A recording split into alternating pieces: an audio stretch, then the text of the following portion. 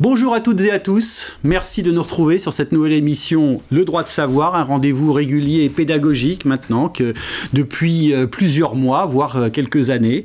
Coproduit ce rendez-vous avec notre partenaire Astrée Avocat, et émission que vous êtes de plus en plus nombreux à suivre et nous vous en remercions. Je vais la commencer tout de suite, vous connaissez le thème, information et conseils du distributeur. Doit-on sortir de l'ambiguïté des contrats? Quelle question. Pourquoi? Parce que je vais reprendre une phrase célèbre du cardinal de Retz, un cardinal sous les règnes de Louis XIII et de Louis XIV, qui disait « On ne sort de l'ambiguïté qu'à son détriment ». Alors, c'est un homme politique, un homme d'église aussi. Il s'est mis souvent dans des situations difficiles, le cardinal de Retz, et il s'en est toujours sorti avec la notion d'ambiguïté. Et l'assurance qui a commencé, on va dire, à se développer à cette époque-là, a-t-elle eu pour principe de cultiver cette ambiguïté? La question se pose. Donc, avec moi sur ce plateau, comme à chaque fois, notre partenaire, Isabelle Monalafin, associée d'Astrée Avocat. Bonjour Isabelle, toujours un bonheur de vous retrouver sur ce plateau régulièrement. Et aujourd'hui, nous avons deux invités pour cette émission, que nous remercions chaleureusement. On commence par M. Arnaud Stevès. Bonjour. Vous êtes le médiateur de l'assurance, vous êtes connu quand même dans ce secteur, c'est-à-dire, on peut dire, une des meilleures vigies sur la nature des litiges que peuvent avoir les particuliers avec les assureurs et aussi une partie des courtiers. Et nous avons aussi, en compagnie d'Arnaud Stevès, Larry Hubert. Bonjour. Bonjour Larry. Vous êtes courtier en assurance de personnes, vous êtes situé à Tarbes. Votre société, le groupe Hubert, vous l'avez fondée en 2014. Il compte aujourd'hui, on parlait tout à l'heure, 200 collaborateurs. 200 collaborateurs, donc une belle société de courtage. Vous êtes un acteur de terrain, donc vous avez bâti votre propre comparateur de produits d'assurance. Oui. Et vous disposez d'un service qui lit les contrats, qui découvre un certain nombre de choses un peu suspectes ou fausses, et vous allez nous expliquer tout cela durant cette émission. Alors pourquoi cette émission? Parce que vous l'avez compris, le fait de ne pas comprendre son contrat d'assurance, eh bien d'abord ce n'est pas nouveau, mais ce qui est surprenant, c'est que c'est une anomalie qui persiste malgré les associations de consommateurs qui sont pourtant de plus en plus puissantes, et alors qu'on entend parler de plus en plus toujours de transparence. Ça, c'est un premier point. Le comité consultatif du secteur financier s'est intéressé à ce problème, il continue de s'y intéresser. On a en tête la problématique de la lisibilité des contrats santé. Aujourd'hui, le CCSF s'occupe de l'invalidité, et notamment la définition de l'invalidité. Et donc, nous allons partir de ce constat suivant, assez simple. L'assurance pour les particuliers, c'est un contrat d'adhésion. Alors, vous me direz oui ou non, mais je le prends en tout cas comme cela. L'assuré ne comprend pas toujours ce qu'il achète, il a l'illusion d'être couvert et il ne comprend pas pourquoi il y a un refus garanti de l'assureur sur des choses qui sembleraient normales, en tout cas pour une prise en charge qu'il considérerait comme étant incontestable. Ce sujet, il est primordial pour les consommateurs, mais il l'est tout autant pour les distributeurs, qui eux, vous le savez, puisque vous nous regardez pour cela, vous avez une obligation d'information et de conseil. Alors comment est-ce qu'il peut jongler, ce distributeur, dans cet imbroglio? Comment présenter une garantie qui peut être ambiguë? Tel est l'objet de cette émission, et je terminerai par dire que cette émission, comme d'habitude, elle sera diffusée bien sûr sur le site de l'Assurance en Mouvement. Et je vous renvoie également au support qui sera disponible sur la plateforme. Qui est déjà disponible.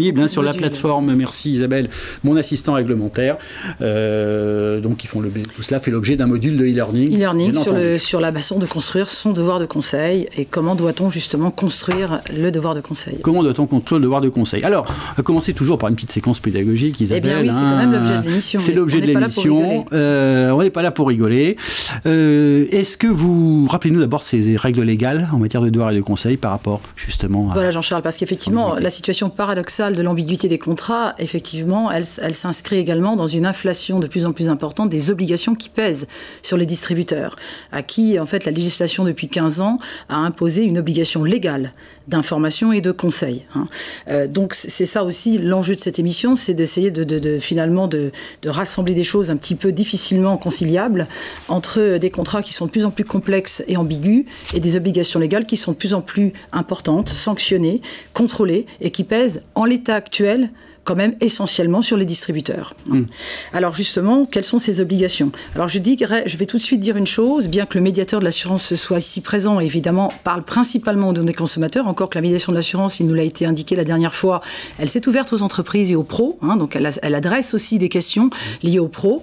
Le devoir de conseil et le devoir d'information dont on parle, les professionnels qui nous écoutent doivent savoir que ça adresse toutes les catégories d'assurés. Parce que souvent on me dit je n'ai pas à faire mon devoir de conseil quand je m'adresse à une entreprise. C'est totalement faux. Le devoir de conseil, les obligations d'information et de conseil s'adressent à tous les assurés. Il y a certaines exemptions, les grands risques, ce n'est pas l'objet, ce sont des choses très marginales sur notre marché. Tout distributeur se doit d'exécuter, de délivrer cette obligation légale d'information et son devoir de conseil. Et il y a un niveau 1 qui est l'obligation de présenter au moins un contrat qui est conforme aux exigences et aux besoins que le client a finalement construit avec son distributeur. Donc, ça s'adresse à tous les assurés, tout autant les consommateurs que les professionnels. La deuxième chose qu'il faut savoir, c'est qu'il y a deux grandes familles dans ces obligations. Il y a l'obligation d'information, qui est une obligation de résultat. Si on n'a pas fait, eh bien, on est en infraction. Et on a un devoir de conseil qui est une obligation de moyens. Si on a mal fait, on peut, en cas de réclamation, être amené à indemniser. Donc, ce n'est pas du tout le même environnement, si vous voulez, d'exercice et d'exécution. L'obligation d'information, historiquement, elle repose très, très exclusivement sur la délivrance des mentions légales, du statut, du qui suis-je. Qui suis-je dans cet environnement légal, dans cet environnement économique de l'assurance? Ça sert à quoi? À dire que je suis soit un agent général, soit un courtier, soit un mandataire, soit un salarié de compagnie, soit je suis un courtier direct d'un courtier grossiste. Je dois, vis-à-vis du consommateur ou du client à qui je m'adresse, me présenter, définir qui je suis dans la chaîne de distribution et ce que je représente. Mais depuis quelque temps, depuis la nouvelle directive, l'obligation d'information, elle adresse également la question des rémunérations, donc des conflits d'intérêts, c'est-à-dire je dois également, dans ces obligations, expliquer à mon client comment je me situe dans la relation économique du contrat que je vais vendre. Qui me paye? Est-ce que je suis payé par d'autres prestataires? Est-ce que je suis rétro-commissionné? Est-ce que je perçois des incentives, des participations bénéficiaires? Donc il faut également que ces informations soient délivrées et de façon exacte, claire et non trompeuse. Et le troisième volet, il est également très important, c'est la délivrance d'une synthèse des caractéristiques techniques du contrat. Et là, on en vient dans notre sujet. C'est ce fameux document normalisé d'information sur le produit, sur lequel j'avais moi-même inspiré et en tout cas adressé énormément d'espoir, de clarification, parce qu'enfin, depuis 2018, on pourrait considérer que ce document, finalement, implique également le fabricant, donc l'assureur, dans la clarification des garanties et la définition des garanties par un document clair, assez synthétique sur ce qui est assuré, ce qui n'est pas assuré, comment je dois résilier mon contrat, qui est ma compagnie d'assurance.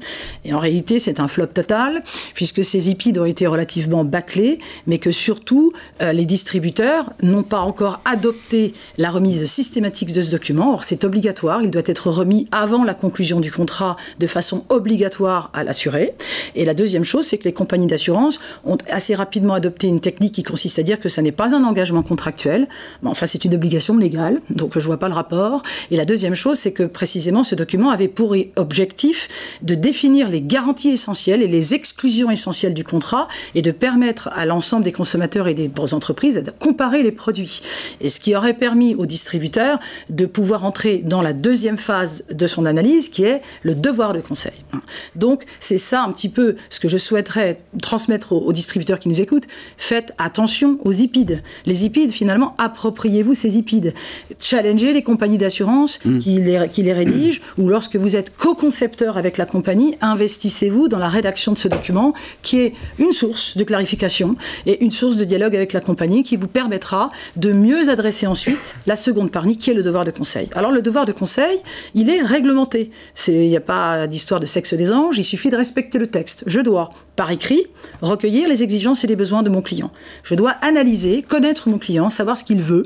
Et savoir ce qu'il veut, c'est aussi savoir lui faire comprendre ce dont il a besoin. Je dois aussi, en tant que distributeur, finalement adresser une cartographie du risque du client et lui adresser toute une synthèse qui nous permet de lui dire voilà, monsieur, vous avez besoin de ça, ça, ça et ça.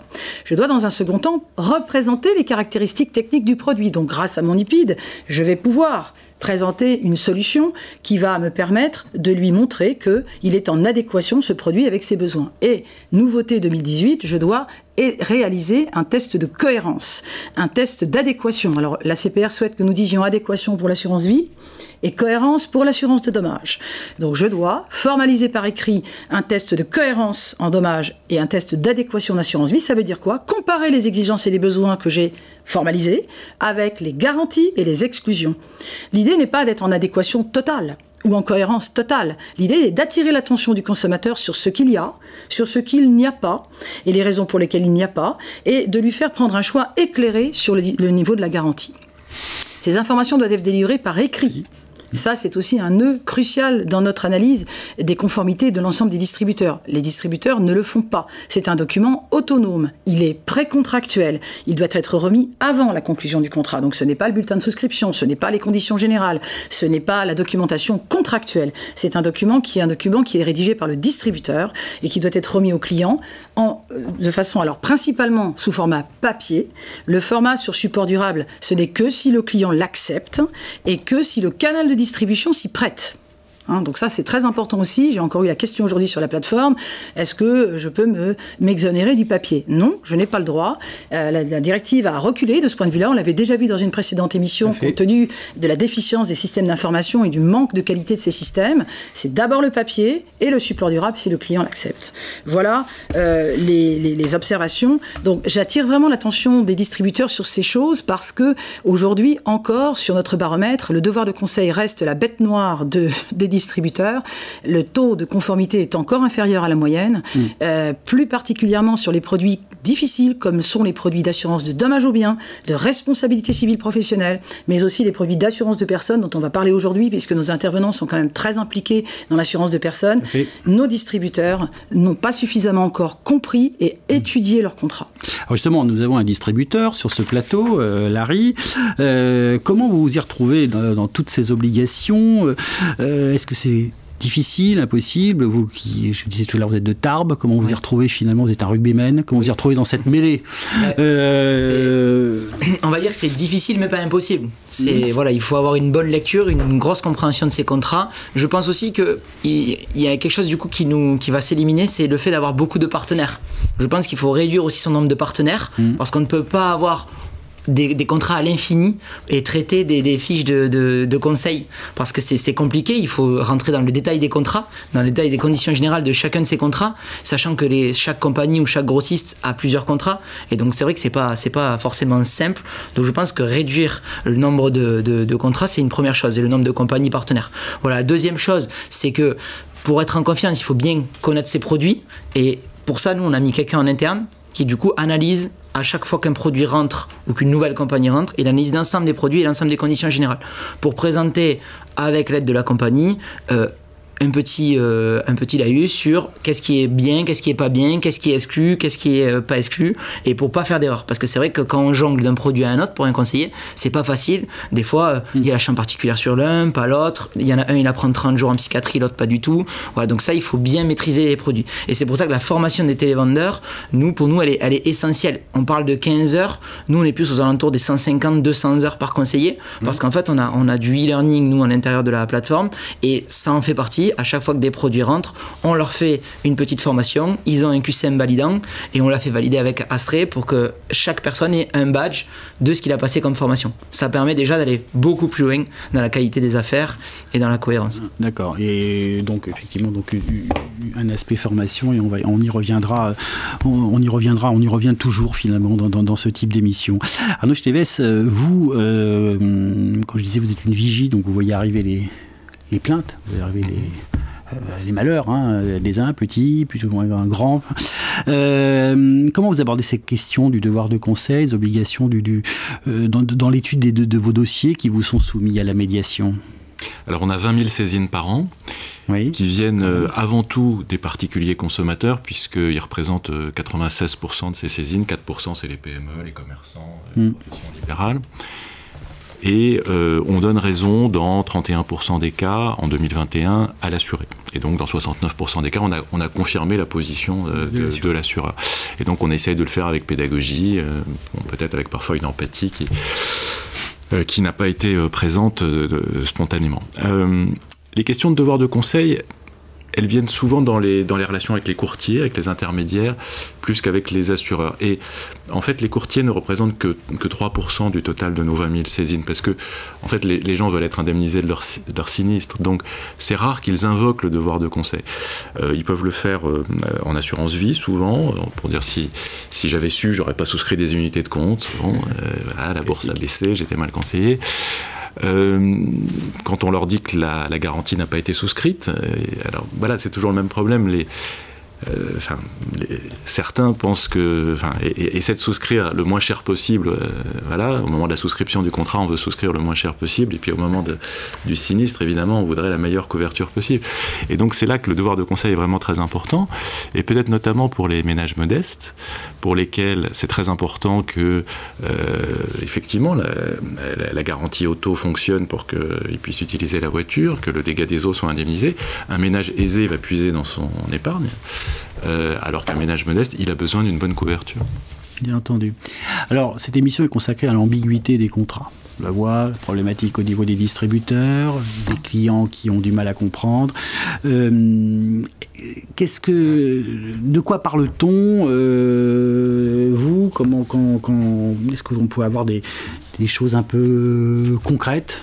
Même si on a une idée, mais c'est bon que le médiateur nous dise voilà ce que je vois finalement tous les jours. Alors, quels que soient les griefs soulevés par l'assuré, les juristes de la médiation, donc on est 55 aujourd'hui à la médiation, dont 42 juristes qui ont un master 2 droit des assurances en général, et les juristes vont se saisir du dossier en appliquant une grille en quelque sorte, parce que souvent, les assurés qui nous saisissent ne connaissent pas grand-chose au fonctionnement d'un contrat d'assurance, ils ne connaissent pas grand-chose aux principes généraux du droit. Bon.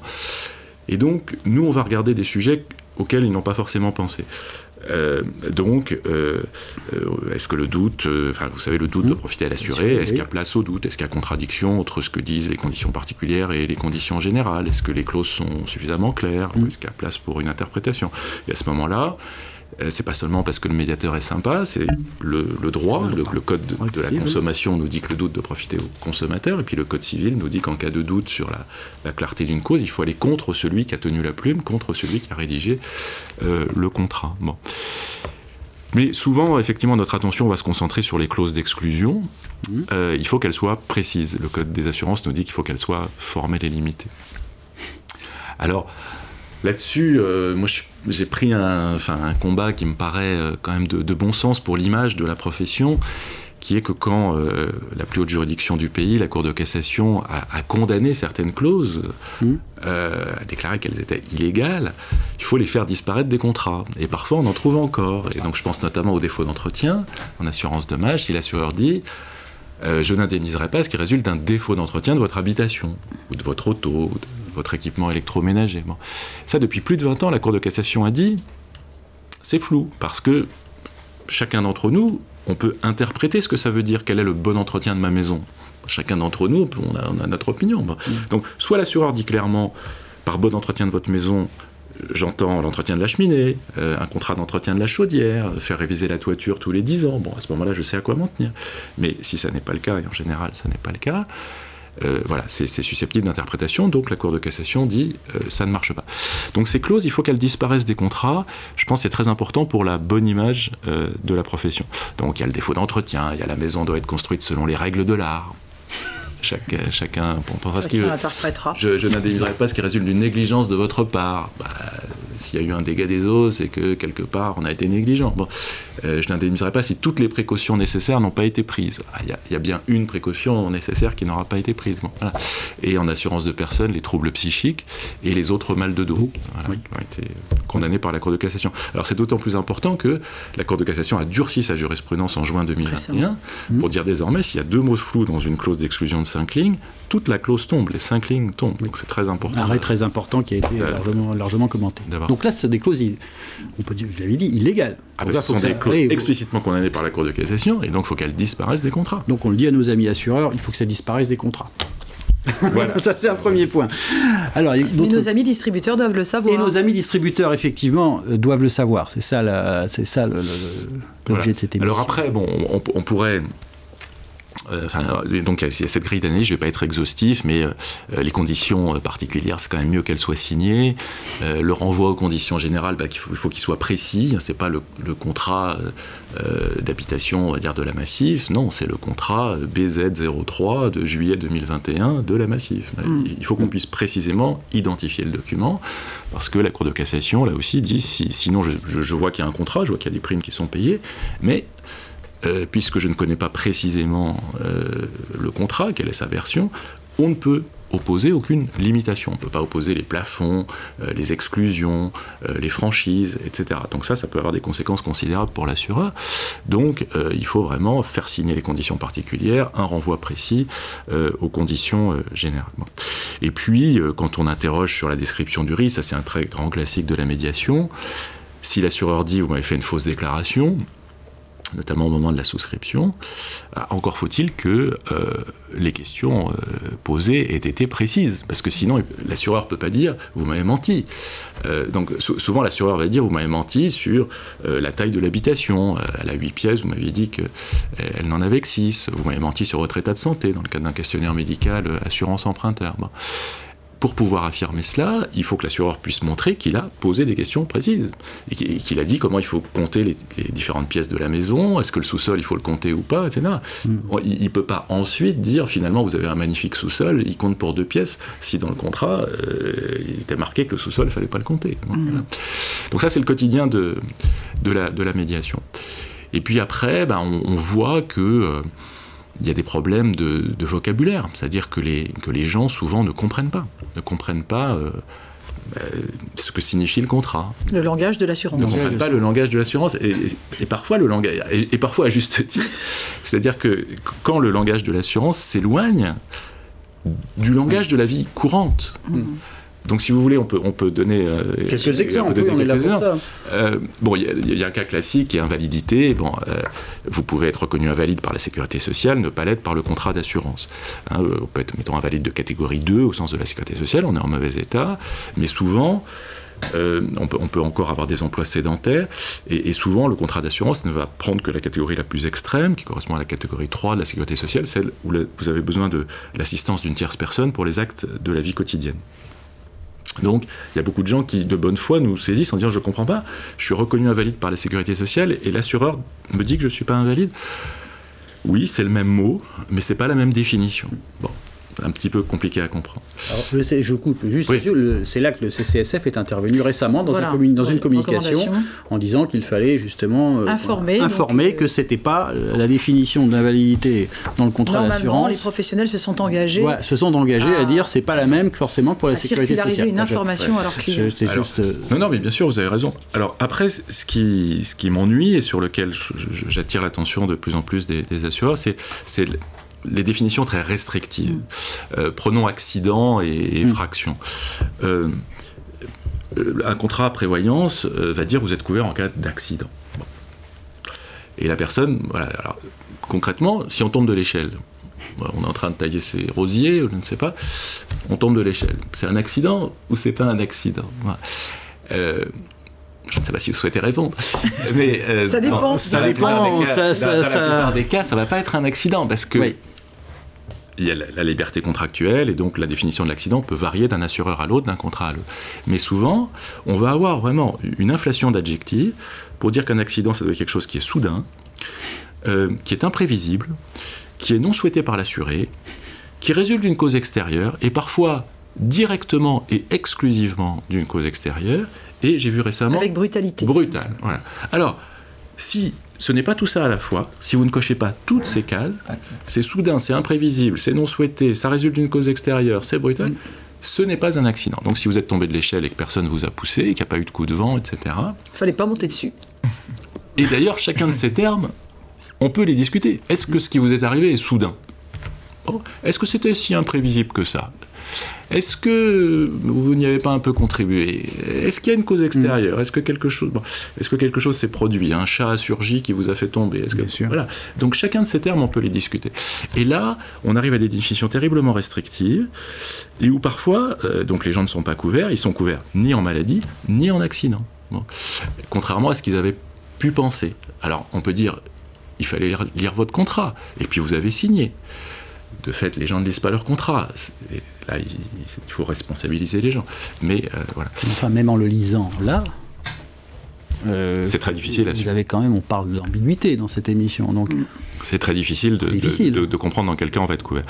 Et puis il y a le mot effraction, où il y a parfois aussi des abus. Je pense à une clause vol de voiture garantie avec effraction, et chez un assureur à qui j'en ai parlé, l'effraction, il le définit de façon très restrictive, l'effraction comme le forcement de la colonne de direction. Et là, c'est une technique de vol qui ne correspond plus aux techniques modernes de vol, où on déverrouille électroniquement les portes de la voiture. Donc du coup, la preuve de l'effraction en devient impossible, puisque la définition est tellement restrictive que non, ça ne se produit plus jamais. Et donc l'assureur peut dire je ne délivre pas ma garantie vol de voiture dans ces conditions, puisque je constate qu'il n'y a pas eu d'effraction au sens du contrat. Évidemment, là, c'est les brigades du Tigre, là, le vol de la manivelle. Mais effectivement, vous disiez tout à l'heure, il y a des clauses qui ne devraient plus exister, qui existent encore, donc il y a une certaine, résilience aujourd'hui dans les contrats d'assurance. Il faut faire changer ça. Il faut faire changer ça. Dans l'intérêt de l'image de la profession. Oui, aussi, voilà, c'est de cela dont on parle aussi. Isabelle, qu'est-ce que vous constatez dans votre pratique en tant qu'avocate? La même chose. Alors, de votre côté, il se trouve effectivement qu'on est dans un autre SAV que celui d'Arnaud. C'est-à-dire, effectivement, nous, on est très confrontés à cette ambiguïté dans la compréhension des contrats. Et souvent, il y a quand même plusieurs avocats autour de la table, des magistrats professionnels, une police d'assurance, et tout le monde va donner son sens et sa portée à cette police d'assurance. Bon, mais derrière, il y a quand même l'intérêt d'une personne physique ou d'une entreprise qui a souscrit une garantie qui a quand même un caractère assez vital pour elle. Donc, ce sentiment d'être démuni par rapport à ça, nous le vivons. Quand la clause est illégale, une simple lettre recommandée, souvent, surtout quand vous avez un statut de professionnel réglementé, on arrive assez rapidement à des solutions, pas dans le cadre de l'ambiguïté. Et c'est vrai que ce sont vraiment des choses qu'il faut impérativement clarifier. Alors, j'ai donné que quelques exemples, mais j'en ai un quand même qui est très à cœur en ce moment, c'est la manière dont les assureurs gèrent effectivement en dommages aux biens et en responsabilité, si vous voulez, l'ordonnancement des contrats. Nous vivons aujourd'hui une époque où tous les assurés, et notamment les entreprises, nous avons connu ça, notamment dans tous les dommages de perte d'exploitation, et surtout dans les dommages aux biens qui peuvent être aussi actuellement très importants avec les phénomènes climatiques et les phénomènes d'inondation que nous connaissons.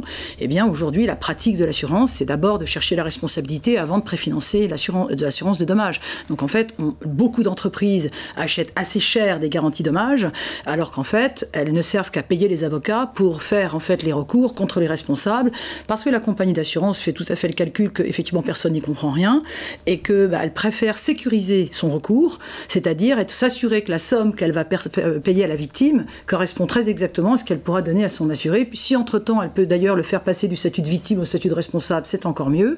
Et ça, c'est vrai que c'est une pratique, moi je souscris tout à fait aux propos du médiateur, qui est dévalorisante pour l'entreprise, pour l'assurance en tant que telle, parce que le transfert de risque, j'ai participé la semaine dernière au congrès des guides de montagne à Chambéry, est véritablement un vrai problème pour des gens qui ont des professions risquées. C'est-à-dire si on va voir un assureur, c'est véritablement pour lui mettre la patate chaude sur le dos. C'est-à-dire qu'on a envie de pouvoir effectivement véhiculer un risque supportable et transférer à l'assurance un risque catastrophique. C'est ça au départ le métier de l'assurance.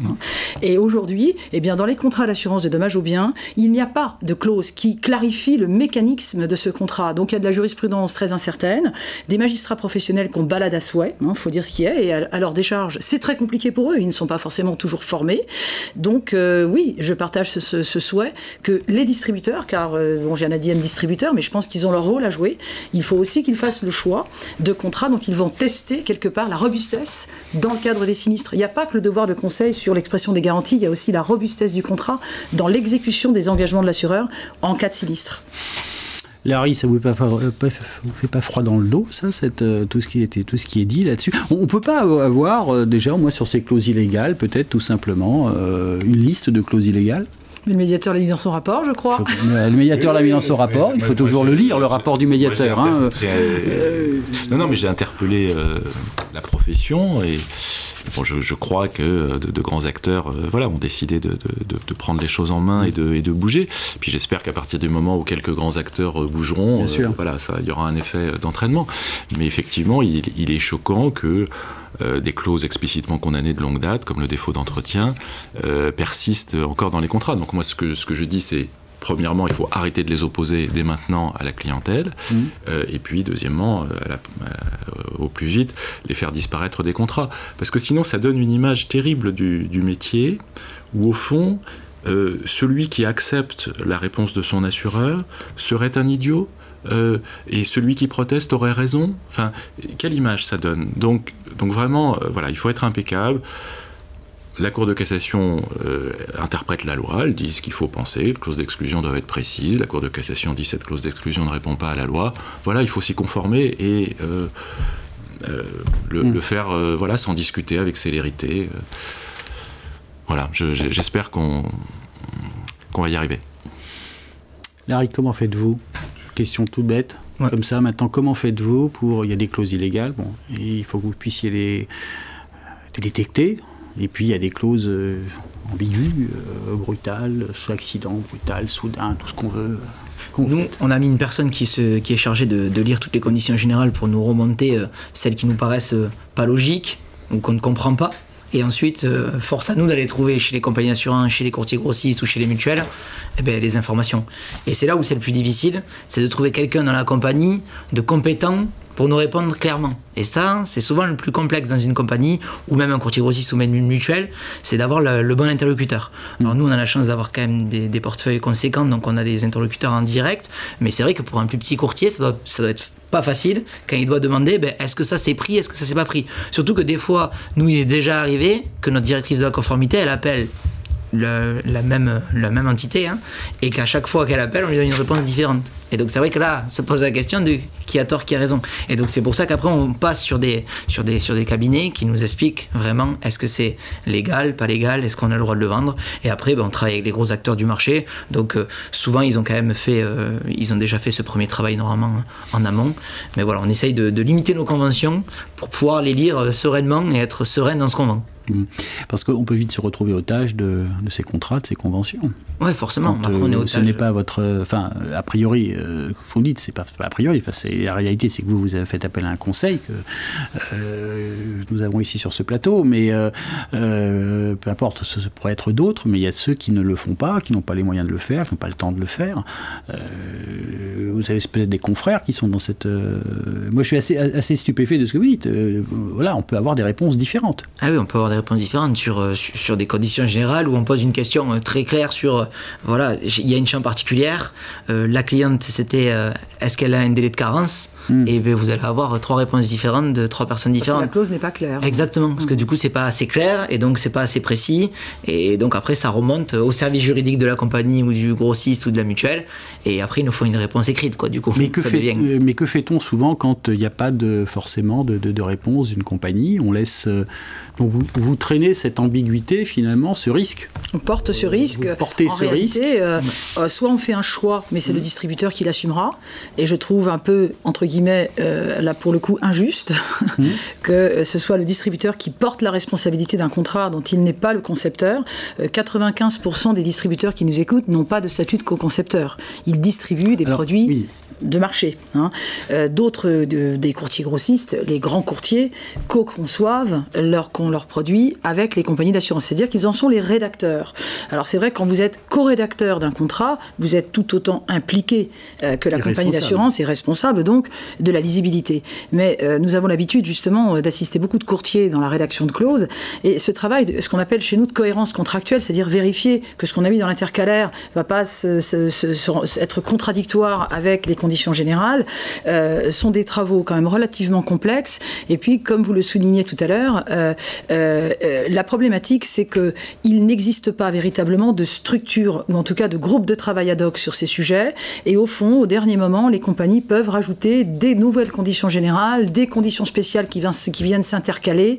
Et les courtiers n'ont pas, je dirais aujourd'hui, le leadership technique pour pouvoir imposer leur façon de voir les choses. Et puis, il faut quand même dire les choses, il y a une aversion au risque. C'est-à-dire qu'un courtier qui va placer un intercalaire dans lequel il dit à l'assureur « j'ai envie qu'on me couvre ça », si ça est quelque chose de risqué, eh ben, ce sera non. Hein. On l'a vu dans notre système, dans notre tsunami des pertes d'exploitation, alors même que tout le monde aujourd'hui s'accorde sur la première, d'ailleurs, analyse tout à fait pertinente de la CPR, 96% des contrats n'avaient pas la couverture, les pauvres 4% qui l'avaient, on le leur a sucré. Hein. C'est-à-dire qu'aujourd'hui, au lieu d'avoir mis les gens autour de la table pour concevoir le cas échéant un dispositif plafonné, hein, sécurisé, écrété, avec pourquoi pas justement une prise en compte d'une situation majeure qui aurait nécessité peut-être quand même une indemnisation, on a exclu. Hein. J'ai travaillé, ça fait 35 ans que je travaille dans les cabinets d'assurance anglais, en général, et parfois même d'assurance de cabinets d'avocats français. Quand il y avait des gros sinistres, on appelait tout de suite le legal pour modifier les conditions générales. Hein. C'est-à-dire que l'expérience sinistre rabote le contrat. Hein. Or, je pense que l'assurance du risque, c'est pas ça. Hein. Qu'on l'écrète, qu'on le gère, qu'on le mutualise, qu'on essaye effectivement de le rendre rentable et techniquement viable. Oui, bien sûr, c'est l'intérêt de tous, hein, mais qu'on évite systématiquement le risque, je pense que c'est un vrai sujet. Mais alors, il faut qu'on arrive à sortir de cette situation. Il y a des IPID qui ont été créés pour ça. Est-ce que c'est suffisant ? Mais il faut y travailler. Il faut y travailler. Est-ce que c'est un problème au niveau des IPID, au niveau de leur conception ? Il faut travailler à la clarté, à la lisibilité des contrats. Ce que vend l'assureur et le courtier, c'est de la confiance. La matière première, c'est le risque, comme le disait Isabelle, et l'assureur, il dit, il crée une relation de confiance, il dit je serai à vos côtés en cas de coup dur, dans 6 mois si c'est dommage ou bien, dans 20 ans pour vous servir votre épargne retraite, et dans 40 ans pour vous servir votre assurance dépendance si jamais malheureusement il y a besoin. Donc c'est une relation de confiance que crée l'assureur et son distributeur. Alors, cette relation de confiance, elle doit passer par la clarté, bien sûr, du contrat. Et là, il y a encore beaucoup à faire. Donc, les responsabilités sont partagées. C'est-à-dire que l'assuré, il doit aussi essayer de comprendre. Hein. Il doit lire son contrat, ce qu'il ne fait quasiment jamais. Il doit essayer de comprendre. Et après, quand il a signé, il est difficile de dire ensuite j'ai été mal conseillé. Parce que, vous dites que vous avez été mal conseillé, mais je constate que vous avez signé, que vous avez tout compris et que vous acceptez les conditions du contrat. Donc, c'est compliqué. Alors là-dessus, il faut donner le conseil aux gens de prendre le temps de la compréhension, de la lecture. C'est-à-dire qu'il y a des acteurs Internet qui disent « Avec moi, c'est formidable, vous allez pouvoir souscrire votre contrat habitation en 1 minute 30. » En 3 clics. En quelques clics. C'est pas une bonne idée du tout, à mon avis. C'est-à-dire qu'en 1 minute 30, on n'a rien compris de ce pourquoi on est couvert. Donc, être indemnisé en 3 minutes, formidable, si ça peut arriver, mais prendre un quart d'heure pour parler avec un être humain et bien comprendre ce pourquoi on est couvert, je pense que c'est un très bon conseil à donner aux gens. Oui, je pense à beaucoup d'exclusions, notamment en assurance de personnes, en prévoyance, il y a des listes à Prévert sur comment faire. Est-ce qu'il n'y a pas trop d'exclusion ? Je vais vous rapporter une expérience de rédaction d'IPI dans certains secteurs comme la construction ou le risque industriel, où en fait ça ne rentrait pas dans l'IPID. Hein. Vous savez qu'on est contraint par un format, la Commission européenne a dit c'était un format A4 plus une page, donc c'est recto verso. Il y avait parfois les 2 premières pages d'exclusion, on n'arrivait pas à tenir dans le format de la Commission européenne pour lister les exclusions. Et à l'époque, je me souviens très bien de cette expérience en 2016, en 2018, où on a été vraiment beaucoup missionné pour faire des IPID, je dirais, à la chaîne. Il y a beaucoup de co-concepteurs qui ont retiré du marché leurs produits parce qu'effectivement, ça faisait pas bon genre sur l'IPID. Hein. C'est-à-dire que ce qui est assuré, rien, en fait, parce que les garanties n'étaient pas définies au contrat. J'ai eu des contrats où les garanties n'étaient pas définies, donc il n'y avait pas de garantie. Par contre, je peux vous assurer que les exclusions, elles avaient été vraiment soignées. Qu'est-ce qu'on fait Parce que là, quand il y a des exclusions, finalement, alors elles peuvent être ambiguës aussi, les exclusions. Ah bah oui, tout autant que les garanties. Tout autant que les garanties. Donc non seulement les garanties sont ambiguës, et les exclusions aussi sont ambiguës.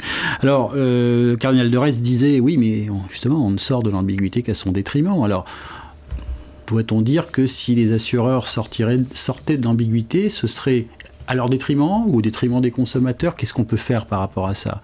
Parce que il faut quand même être... L'assurance, c'est un beau métier. On est tous d'accord. Mais il est vrai que moi, je suis toujours surpris de voir, année après année, des arrêts de la Cour de cassation sur des sujets qui sont quasiment tout le temps les mêmes. C'est sûr que c'est gênant parce que le assureur-voleur, il colle à la peau. Oui. Et bon, il n'y a pas de fumée sans feu. Il est un petit peu vrai à certains endroits. On le voit dans ce qu'ils ont dit sur le dommage, etc. Où il y a beaucoup d'exclusions, il y a beaucoup de petits astérix, il y a beaucoup de conditions générales un peu difficiles à comprendre. Je crois qu'on y gagnerait beaucoup à avoir une simplification des contrats. Moi, je milite depuis longtemps pour la lisibilité des garanties sur la santé. Parce qu'en fait, si on le rend lisible, ben forcément, après, la pédagogie, elle se joue sur le précontractuel. Puisqu'on va voir le client et au précontractuel, on lui explique le détail qu'il n'a pas compris. Mais si ça a bien avancé, ça, excusez-moi de vous couper sur la santé. Est-ce que ça a bien avancé dire qu'aujourd'hui, les contrats sont assez cadrés. Entre le contrat responsable, le 100% santé, on peut pas trop, ils peuvent pas trop jouer. Vous êtes satisfait plutôt de ce qui a été fait? Franchement, ça va dans le bon sens. Je pense qu'on peut encore l'améliorer, on peut encore aller beaucoup plus loin pour que ce soit très clair. Et du coup, ce qu'il faudrait, c'est harmoniser aussi de quoi on parle. Une chambre particulière chez un assureur, ça doit être la même chez l'autre. Et du coup, un dépassement honoraire chez l'un, ça doit être le même chez l'autre. Et en fait, si on parle le même langage sur tous les mêmes pôles et qu'on les oblige peut-être même à les mettre à la même hauteur, on compare les contrats et on oblige, l'hospitalisation c'est en 1, le dentaire c'est en 2 et les lignes doivent être déjà définies. Ça permettrait aux clients de vraiment comparer ce qui est comparable. Et donc je crois que la lisibilité des garanties, mais aussi la pédagogie qu'on amène aux clients et aussi le fait d'arrêter d'infantiliser le client, parce que le client il dit toujours que c'est jamais sa faute. Je crois qu'il y a un pas de chaque côté à faire. Nous, dans notre profession de distributeur, dans le profession d'assureur, il y a un pas à faire et le client doit faire un pas vers nous. Si ce triptyque est bon, je pense que la relation de confiance elle sera saine, on sera vraiment dans une relation durable. Faut-il comprendre, Larry, faut-il avoir en tête que vous compreniez bien et que vous soyez tous, pas vous spécifiquement, mais je parle de la profession de tous les intermédiaires, de comprendre finalement la garantie. Qu'est-ce qu'on peut faire, mis à part dire, arrêtez évidemment les clauses illégales, bien entendu, mais... Il y a en fait un dispositif de gouvernance. Il y a une législation qui est intervenue, alors vous allez dire, elle est totalement européenne. Oui, je trouve que cette législation européenne, elle était quand même pas idiote, en fait, entre son IPID et son dispositif de gouvernance. L'Europe s'est dotée d'outils, et du coup la France, qui était relativement pragmatique. Et qu'est-ce qu'a fait ce dispositif de gouvernance ? Ça a instauré, si vous voulez, une obligation de travailler de façon très transverse dans la conception de produits d'assurance et dans la distribution de produits d'assurance.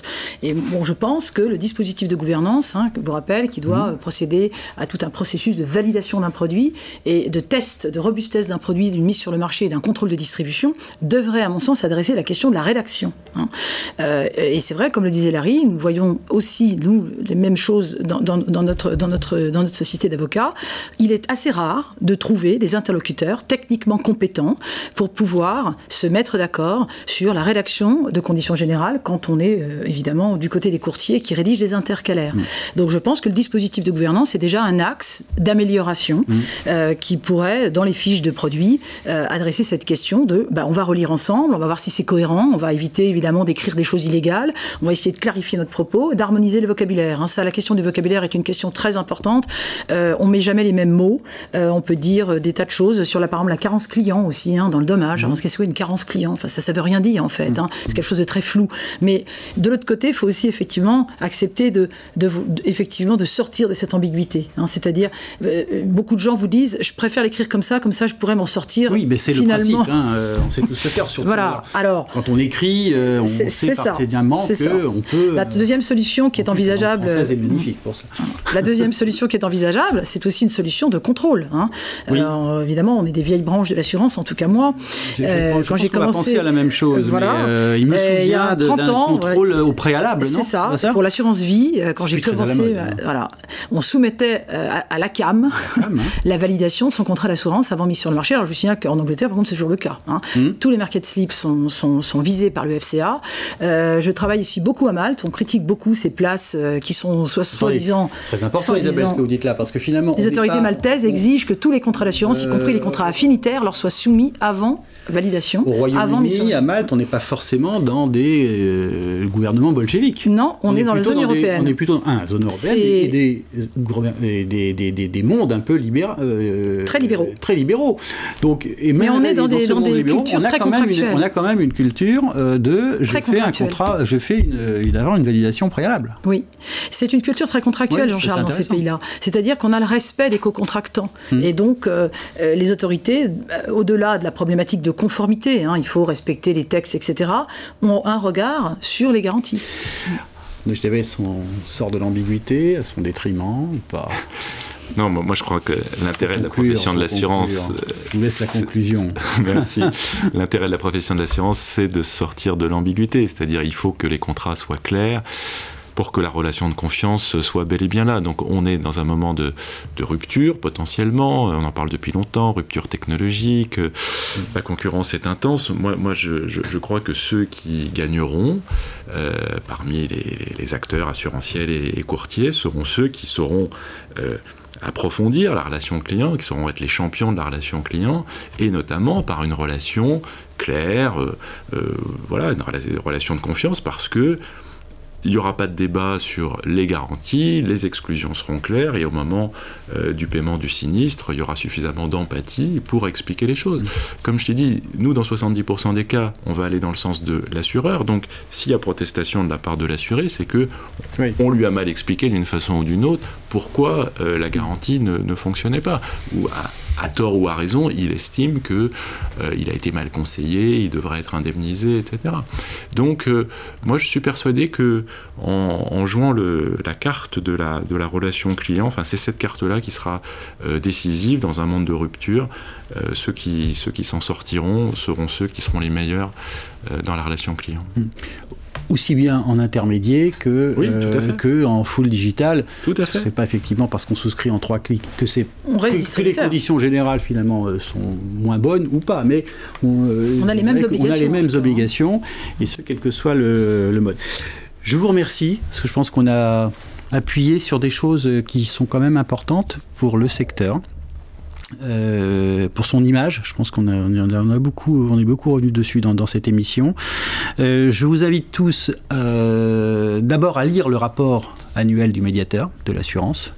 Donc bientôt le prochain. On le sortira fin août le prochain. Fin août, donc là. Avec beaucoup d'études de cas. Nous sommes mi-juin, donc beaucoup d'études de cas. Donc lisez-le parce que c'est franchement, d'un point de vue pédagogique, c'est excellent. C'est vraiment excellent.